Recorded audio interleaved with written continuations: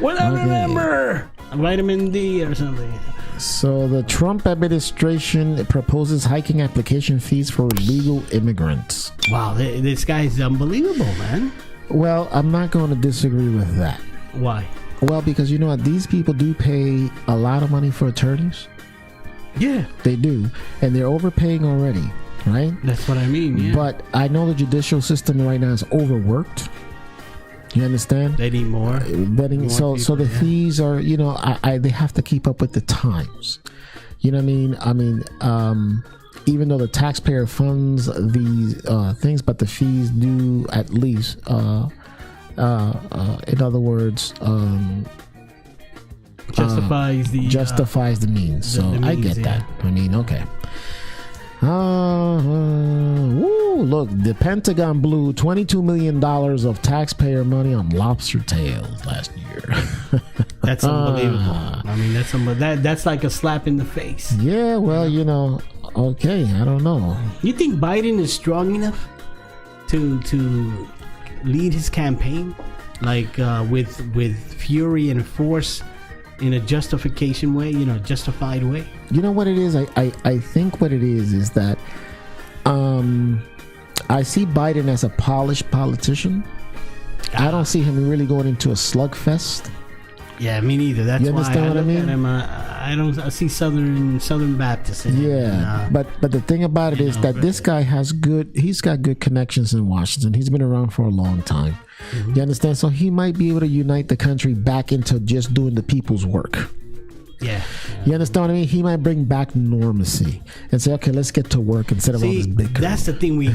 I'll be honest with you. With all that has taken place, we need someone that's going to be very impactful. Right. You know, someone that call it whatever you want, progressive, non-progressive, whatever the case, or a human being that just wants, you know, is a patriot that wants this country to go forward, right? In technology and everything, right? Because somehow we're stumped. We're stumped right now in an economic mess that's developing as we speak. It's not an economic mess. It's a corrupted economic mess. I like that. Bling, bling. Yeah, corrupted. You need that bell out here, man. Bling, bling. I like that. Yeah, because it's all corruption. This is corruption at its best. Oh, forget about it. This is real, true corruption at its best. Like I said, he makes Nixon look like a little Girl Scout. How long ago did he give those billions to the corporations? Well, they gave the billions to the corporations last year. The tax cuts. Those tax cuts would have paid for the Green New Deal. Exactly. You know.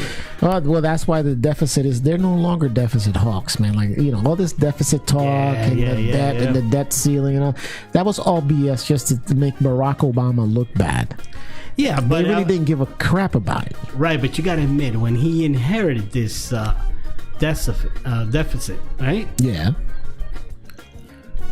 He did some mega impact on that. Well, he needed to increase government spending. It's just he had like it would have taken like a long time to actually from where he started to now. Yeah. You know? Well, you know what? Barack Obama needed to stimulate the economy. He could only run 2 terms, right? Yeah, he needed to stimulate the economy. There is no way to stimulate the economy but just government spending. So what they gave him was... which is what they did with the Hoover Dam. When the economy was in peril, they started building the Hoover Dam in order for money to flow into the country and get economic spur back, back in there. This was a big crisis for Obama. I give him a lot of credit, but the Republicans don't seem to... They enjoyed it though, because the Republicans enjoyed a lot of the policies that Obama put in place. Yeah, but they demonized him on TV, but they enjoyed it altogether. And on YouTube and all these different social medias which they used. You know? Well, Al Green to push for extend. Well, it looks like a little wolf man there. Yeah, this wolf man, baby. He got the Al Green from Texas, Democrat from Texas. He looks like my daddy. That's the way I used to look. He looks like my uncle. Al Green, baby, Al Green, the wolf of Texas. So what's up with this guy? Well, he's pushing for impeachment of Trump. Nancy Pelosi disagrees with him. Right, you understand? Right. I'm with Nancy though. Yeah. I'm with Nancy. I think the American people should take him out unless unless they really find some kind of crime that they can convince at least 16 Republicans to join. Because it's going to be the same thing. Look, like they do with 16 Republicans to join. Yeah, that's going to be a lot. So look, if the Democrats even impeach him in the House, right, they're never going to get through the Senate. So it just doesn't make sense to go through the whole debacle and the whole thing. You understand what I mean? Right. It's just a waste of time. It's almost like they did with Bill Clinton. You know, with Bill Clinton, with the Monica Lewinsky thing. Yeah, I'm sorry, I forgot my thing there. He all he did was lie to the FBI. I'm not saying all he did, but he lied to the FBI, right? Right. And it was this whole big thing with the Monica Lewinsky thing. Yeah, I remember. It was like America's moral standard have just been, Newt Gingrich just kept that like the moral standard. Republicans, the moral standard of the world. Like he was the Pope. They treated him like he was supposed to be without sin. You understand? That's why it's crazy. And this is the hypocrisy that they have with Trump. But Trump not only lies to the FBI, lies to the American people, lies to Congress, lies to the Senate. He corrupter in chief. He lies about everything. Doctors document, changes documents, fraud, you name it, and they don't care. They don't care about anything. They don't care. Yeah. They don't even care about his moral standing. They don't care. You understand what I mean? It's like like I said, I'll vote for the devil as long as he gives me what I want. That's where the Republicans are right now. Wow, that's scary. Yeah, that's scary because where does it put us? As citizens, it puts us back into the voting booth. We have to vote. The young people have to get involved. They have to get riled up.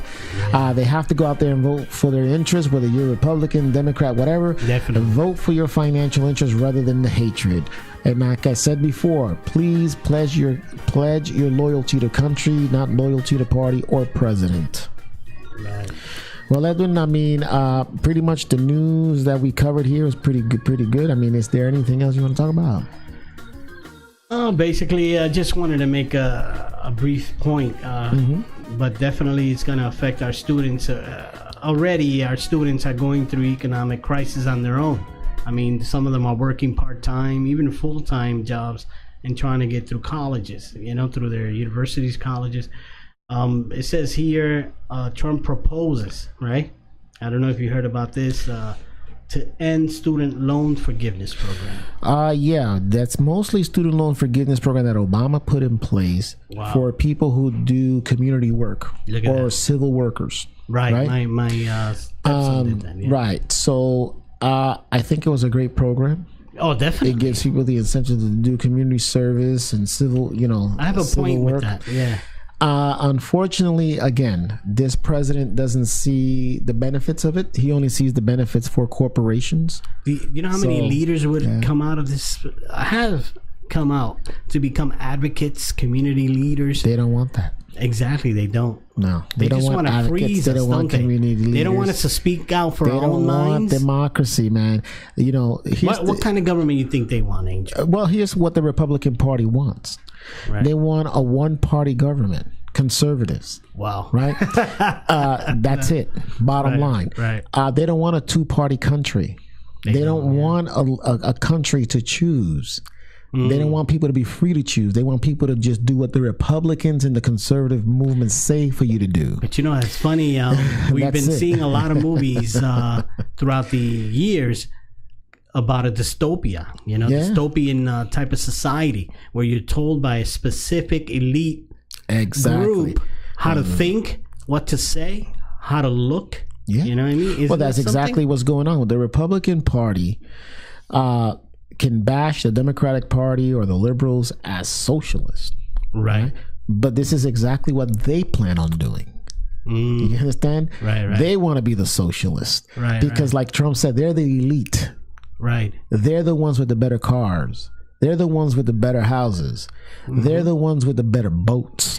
That's what he said with his own words. Wow. So here you have the Republican Party advocating, say that the Democratic Party is socialist party, but in essence, They want to be the socialist party of the country. To say, we'll tell you what to do. We control what you say. We want to control the laws our way, and we'll do it whether we lie, cheat, or steal. But we're going to make it happen. And it's funny that you say that, because the first, and I'm going to make it brief, the first thing that I caught very quickly about Trump and his administration is when he said free press. They don't want a free press. Then he started with the fake news. So the first thing that a dictator does, he weakens the rights of the people in the press. Is number one. Bottom line, you mute all the voices of the opposing party. Right. Fox is acting exactly like a media in the dystopian age, where they control how you think for those that believe them. And that's all. They throw a picture at you and you memorize it and you're like, oh yeah, that's true. That's exactly what's happening. Well, that's what Putin did to us in the election. Because they used the social media to distort the facts. You understand what I mean? Against one party, which was Hillary Clinton's party, and then uplift the party that they wanted in power. Wow. You understand? But then again, I blame the people that we can be such naive. To be influenced that easily. Well, it's a form of brainwashing, isn't it? Well, it is. Well, Edwin, we're going to close with our closing statements of our state of our democracy. If you want, you can take the first clip, and this is our mindfulness session, just to talk about what we think should personal thoughts. Well, my message is to the young people of the future: keep in mind to vote. Keep in mind to change your environment, to better your environment, to do the right thing in your life, so that you don't have to go what we're going through, both financially, economically, or whatever the case may be. Don't let your rights be stripped, your constitutional rights or civil rights be stripped in any way. Stand for your rights. Stand for the cause of good. Always. Amen to that. My personal thoughts on our state of our democracy right now. Our democracy is in peril. Our democracy is being demised by the corporations. Tyranny at its best. We're letting the corporations be and win over the voice of the people. The President of the United States, Donald J. Trump, is the first corporation that we have voted into this system in the history of the United States, which is tyranny at its best. All of the people that he has put in office are all part of a big corporation. They're all making money, corrupted whichever way they can, and they are stealing our democracy, and we're letting them steal the democracy. So I say, stand up, vote, get involved, understand the politics, do your own research, and don't depend on one news outlet or don't depend on social media to tell you what's true or what's not verified. As the one great president once said, trust but verify. And I wonder if you know who that is. So I am immigrant number 1. And I'm immigrant number 2. And I thank you for listening. And don't forget to hit the subscribe button and the bell so you can see the new episodes coming. And as always, thank you. And have a great week. See you next.